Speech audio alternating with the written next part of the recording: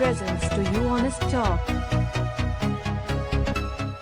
Hi folks. For today's talk, Mr. Manvendra Singh, Chief Executive Officer David of India is going to join us. Manvendra Singh have been driving change and growth across industry FMCG, beverages, dairy, Alcobev, tobacco. Establishing the company's vision in the country and made it a stronghold for the future sustainable and profitable business. Coming up through the ranks, versatile and accomplished professional with sales and marketing being forte, led the team from the front and not only created business but also some world-class organization. Creating blueprint and business models, establishing greenfield projects, privileged to work with some of the best in world, namely Danone, Philip Morris, Lactalis, Pernod-Ricard, Diageo. An optimist with the passion to excel in a limited period of time through improved processes, improved efficiency, improved productivity, improved profitability. So, let's begin our talk with Mr. Manvendra Singh. So first of all, I welcome you to in this session. Thank you so much, sir, for joining and agreeing to share your thoughts with us. We are extremely very happy to have you for today's talk. Thank you, Harsh. It's a pleasure to have a small interaction with you. Let's see how much benefit audience can take out of it. And sir, I strongly believe that it is going to be much benefited for our audience. So moving to the topic of today's session, which we have chosen is the time will never come back. Reset and reinvent yourself. Sir, as we all know, this pandemic has affected many lives, many businesses, and many jobs.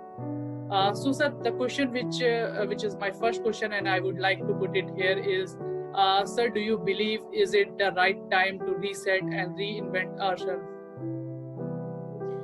Absolutely. See, my whole problem is to discuss about any issue. Issues will always be there, but there are so many other opportunities to focus upon. So we are talking, I think we are exaggerating this pandemic. There is always some pandemic in our life, and we need not have to get worried, concerned, bogged down. But at the same time, we'll have to follow the process. We'll have to keep doing. See, people like you and me are still fine, right? We are able to talk. So let's not blow out of proportion according to the media, the news, the countdown, how many deaths. So yes, I totally understand. It's a very serious one. And this is something, a bigger message for all of us. To sit back, take a step back, understand that what are we doing? Are we running on a treadmill, or all the plannings do we do? Does it really matter, or is it something beyond some planning? So these type of situations force us to rethink our entire strategy. And I am a very optimist person, and I will encourage everyone to be that way, because it is all what you think. If you focus on something positive, even out of this situation, you will come out very victoriously, much more powerful than before. Good. At least there is some small correction required. Now, having said that, all of this, what is happening? We need to re-strategize, reinvent ourselves. Gone are those days before Corona era. You see, life is going to definitely change after Corona, and we have to be a bit more grounded, humble. When we talk corporate, when we talk individual capacity, everything needs to be re-looked in, but not from a fierce psychosis, but from an opportunity side. That what is one thing which I am going to change in my life? Because with the preoccupation, with the routine, the things were so hooked up that we never get chance to think out of box. Now this is the time to come and reinvent ourselves. So according to me, a majority of the population across the globe will come out smoothly, more powerful, with having more resilience. It can give us new food for thought, the way we talk, eat, pray, love. So entire lifestyle will be reinvented. And there are lucky people who have gone through this crisis, because it's very unfortunate to let the crisis go. In fact, this crisis is very much essential for us to become even more powerful. Right, Harsh? All right, sir. You have made a very good point that these crises make us stronger, and every time when we pass through is all. Every time we get powerful, become more powerful. So, sir, in same context, my next question to you, which we have generally observed, is there is a serious lag between work and life balance. Sir, what do you believe? Why is it important to have a balance between work and life? To me, they are not different. We are talking the same thing. Life is work and work is life. The problem starts when we start segregating them, right? So, in your life, you have to live your life. And then work also you have to do, because that is something which keeps you ticking. But then getting too much attached with the work and thinking that I'm not able to focus on my personal life, on my family life, that is wrong. If you will see all the even scriptures, it tells that one of the biggest yoga is karma yoga. And what is karma yoga? It is a work. Keep doing your work, keep following the processes without getting attached with the fruitive results of your karma. So now if you have that sort of a lifestyle, your life becomes so soothing, so harmonious, that it is interwoven with the work and with the life. So you enjoy your work, and the way you are doing your work, it becomes a yagna. So your life becomes very easy. So sorry, I'm a bit taking you on a very extreme side, but this is what the need of the hour is. We all have been working on a treadmill from last 22 years. And here we come up with a crisis where we don't have any solution. There's no vaccination. I don't know when is it going to happen that entire globe will be vaccinated. So the point is, slow down. Let's not worry about too much about future. Let's also enjoy the moment. And if you are giving your 100% in the moment, your work will give you job satisfaction. And that work will not burn you out. You will not have lots of medical problems, and your life is going to be very smooth because you are enjoying your work. So what you love, you do, and what you do, you love. So for me, I'm not a very big fan of work-life balance, because for me, work is life and life is work. So how can there be a balance?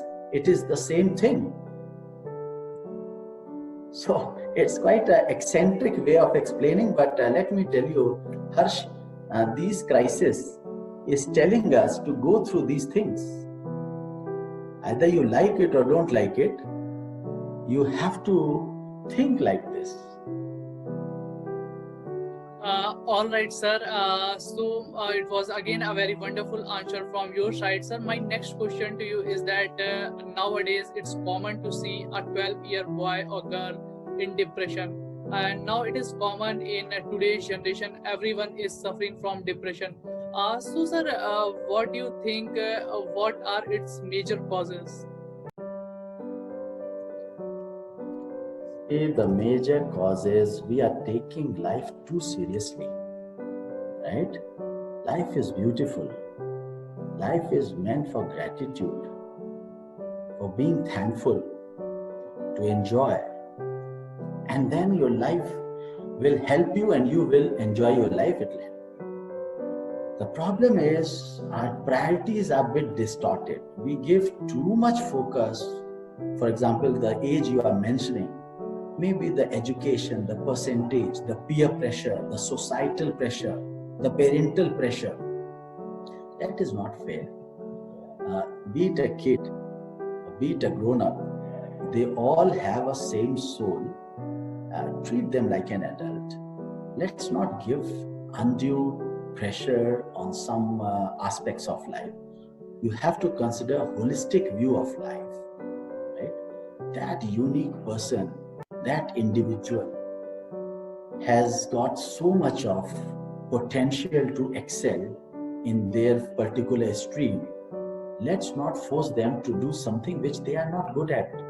Let's identify what is that unique proposition which nature has created this individual.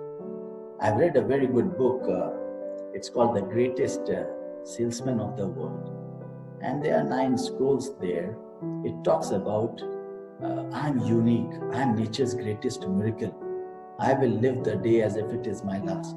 I will bear love in my heart. My enemy will become my friend. So all those things are there. Now, it is not only relevant for a salesperson, it is for any human being. So that child whom you were mentioning, going through lots of pressure, try to observe. Nature has given a very unique attribute. If in a developed world, there are lots of psychometric tests, there are lots of psychological behavior, this is how they've been chosen, their stream. So here also now vocational courses, all those things are evolving. There was a time when parents used to have a very limited options for their kids, engineering, medical, civil services, things like that. There's no problem in that. But if your kid is meant for something more special, let's give them a chance to bloom. Let's not condition them the way we want them to be. So depression, pressure, these are all our lifestyle. The way we think, the way we carry ourselves, the way we define success. I think now this type of crisis and pandemic has definitely given us a chance to find some logic in what we are discussing the topics. Earlier, we never used to take these topics so seriously. So even lots of talks are going on. So I'm not sure how much audience can digest. There are so many talk shows going on. But whatever talk, whatever place you are, my advice is life is beautiful, life is simple. You don't have to make it so complicated. Just go with the instinct, go with the flow, enjoy your life, and there will be no room for pressure. Nature is so kind. We have got beauty all across, even from sunrise, sunset, chirping of the birds. It is so soothing that you will have no room for all this pressure. So my advice is just revisit the lifestyle. Past is not very important, it's over. Future, let's not read too much into it. Let's live in the moment. And if you are at your best, 100% now, believe me, your future is also you are going to take care of.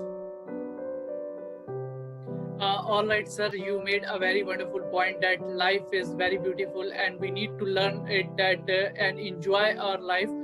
So, sir, my next question to you is that, sir, why it's important to make time for ourselves? See, you'll have to understand, only person who can help you is yourself. All the rest of the relationship, I'm getting a bit more philosophical, but good Harsh, you are raising these right questions. I'm speaking from my heart. All these different relations, different situations are a role play. But what is going to live with you till last is you yourself, right? So you have to take care of yourself. You have to be selfish. Even in airlines, they announce that before putting the oxygen mask in case of any emergency, put to yourself first before putting to your family and friends, right? So this is a life. If you are at your best, if you have taken care of yourself, then only you can contribute to society or your family or your friends. But just imagine if you are not at your 100%, whatever interaction, discussions, whatever exchange of ideas you are doing, that also you are impacting. And in this manner, by taking care of yourself is the biggest contribution to others, to society, to nation, whatever. Right? So we've been very privileged. We have taken this birth in human race where you can think. This is the only species who is allowed to even think. So now this is our time, our chance to take best out of this birth and think who you are, right? What are you scared of? Go with the energy which resembles you. And if you are in harmony with the wavelength of the nature of the universe, whichever stream you are going, be it career, profession, job, business, teacher, anywhere, you are in a complete state of bliss. Now it sounds very theoretical that, come on, is some Babaji giving some lecture or what? Yeah, that is true. You can call others Babaji, but you have to become a Babaji of your own. Otherwise, what is happening? There's so much of a medical problem, social problem that is not going to happen. I'll give you a small example. In 2010, and one fine night, I had a very high temperature. So next morning, I started going to see a doctor. Doctor gave some antibiotic and fever, and it didn't work. Basically, it took 10 days, and I went through 2-3 doctors. They all went through different pathological tests, and they were not able to diagnose that what is this unique fever which comes 3 in the morning at 104 degrees Celsius, and nothing. So finally, I was admitted in a hospital, and there they diagnosed, and after 7-8 days, things were not improving, and finally I gave up. I said, okay, enough. If you are not able to find out, it's better for me to go back home rather than wasting my time here. So they said, okay, give me one more day. And then finally the next day they had to devise some disease, otherwise they can't say that they don't know. So they said, oh, there was acute deficiency of vitamin B12 and this type of a case, a rarest of the you can have a high temperature, but that is not true. The truth is, I realized that I was in sales and marketing. I was not taking care of my body. I used to skip lunch, and somewhere my immunity, my body immunity was not at their best. And even the super specialty hospital can't diagnose, can't fix it. That was the day when I realized that forget about this coronavirus and the big diseases. They don't even have a solution for fever. And you are the one who has got solution for everything, right? So you have to take care of yourself physically as well as mentally. And this willpower which you develop is, I'm telling you, mind-blowing. Thus, it's easier said than done, but you will have to practice, you will have to believe in yourself. And there's no shortcut. You have to follow it up. And over the period of time, you will start understanding what I'm trying to say. See, just me speaking is bringing a small hint of smile on your face. Just imagine if you will start living like that, you will start believing, you will have this everlasting smiling impression on your face all the time, which is the best thing in your life to get away with anything else. All right, sir, you have made many important points, and I think those who are watching this session, of course, they are going to take many fruitful things from it. Sir, my next question to you, or rather say I have got this question from one of my friend. He asked me to put it here is, the question is, sir, how to deal with failures and pick yourself back up? Failure is quite exaggerated word actually, and there's nothing like failure, but yes, that word is very harmful. The minute you hear, you don't feel good, your heart doesn't feel good, right? So what I'm saying is that these are all experiences, and these experiences helps you to identify the opposite of these. These are the situations where your concentration is at your best. It is at its peak. It helps you to give your best next time, because then when the things are smooth and everything is going good, you get carried away. You think that you are the one who was doing everything. But so-called failure word which you are using, these are the situations where things happen the way you didn't plan. But there's a purpose behind it. There's a purpose behind it. Try to understand, try to take best use of these situations, and come what may, in all the situations, you have to be positive. So if there was a failure, it was not meant to be that way. That is one. The other is the amount of effort, the amount of hard work was required was not given. So you know that things are not going to be that simple. You have to give your extra, then only. So these things is the best teacher. When you do very good in your life, maybe not the best time for you to tell yourself. But these times when things are not according to the way you want it, is the best time to teach you, to learn from your mistakes, get up and go for it. If this would not have been there, believe me, the growth would not have been that big. So the bigger the growth, the bigger the price you have to pay. And the price is not a failure, the price is an experience, it's a learning. And you'll have to keep evolving yourself. You don't have to get too much attached by both the situations, so-called success and failure. Because these are all the outcomes of the process. But you should be more focused on the process. These are the byproducts. At times you will get failures, at times you will get success. So some equanimity is expected out of you if you really want to go long term. Otherwise, there are so many people going through all these problems which you were just mentioning. You will be one of them.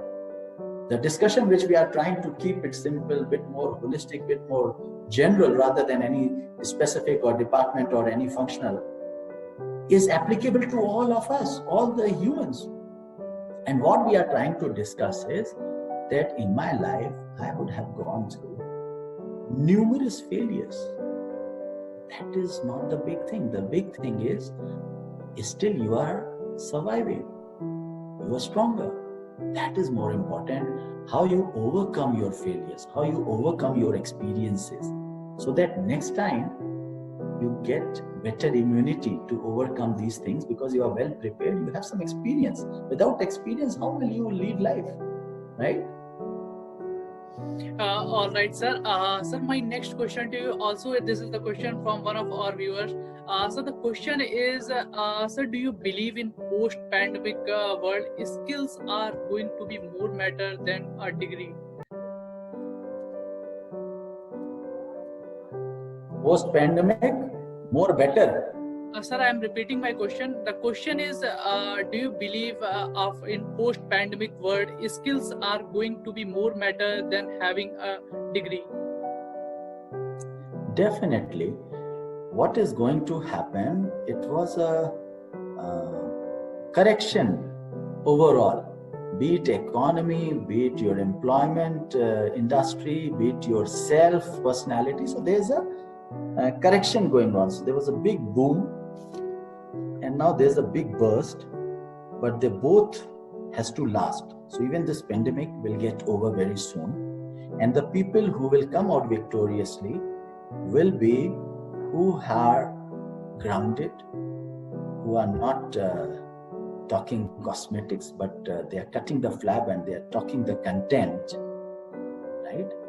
So here comes your skill, and some of the soft skills, some of the personality traits, some of your attitude will be the differentiator in so-called making you the success. So the prerequisites of degrees and all was there, will always be there. But what is going to be even more important now is your own skills. And here skills doesn't only mean your technical skills and your expertise that you will keep upgrading, you'll have to keep upgrading your version. But more than any other skills, I will suggest the soft skills, your resilience, your approach, how you are going to face these type of challenges. In these challenges, how you behave to these external stimuli. That skill is going to be the most differentiating factor. And what I'm going through, meeting people like you, understanding that we all were a bit preoccupied between our 9 to 6 lifestyle, 24/7, WhatsApp, blah, blah, blah. This lockdown, the forced lockdown, has definitely given us some new energy, thinking ability, which we are going to leverage when given a chance, when everything opens up. And skill wise also, People have repositioned their priorities. Their priorities are a bit more now clear, right? All right, sir. Sir, I don't want to take you much time. So, moving to my last question of this session, sir, the question is, sir, what do you believe? What kind of skills do today's youth need to learn? The only belief or skill which comes to my mind is self-belief.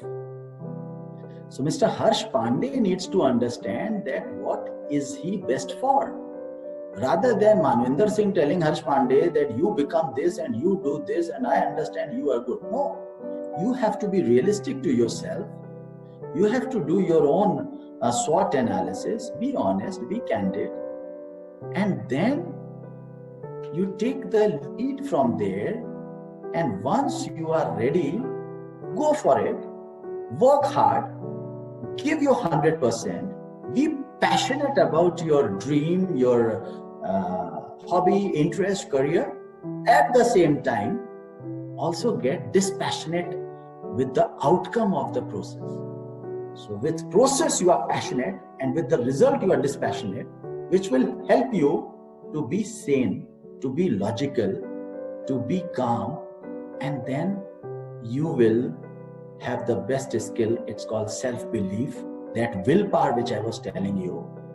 That is going to make all the difference in the interviews you will go, in the organizations you will go, in the startups which you will create.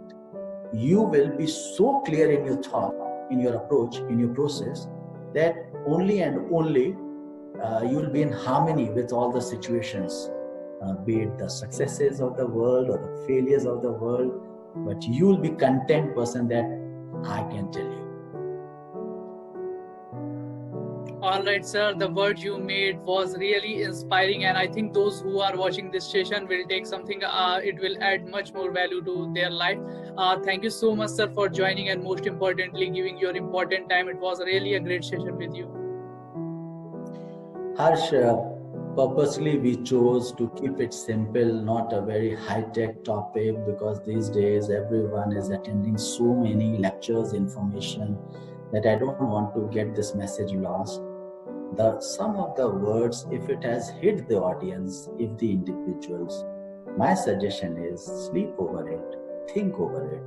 If it really makes sense, try to probe it, try to know your inquisitiveness. What is something which is really, really going to matter? And it will be you who has to invent yourself. No one else can come and teach you or guide you. We tried picking up some key words during the interaction, which can affect you, which can touch you, and you have to understand what is the thing which matters to you.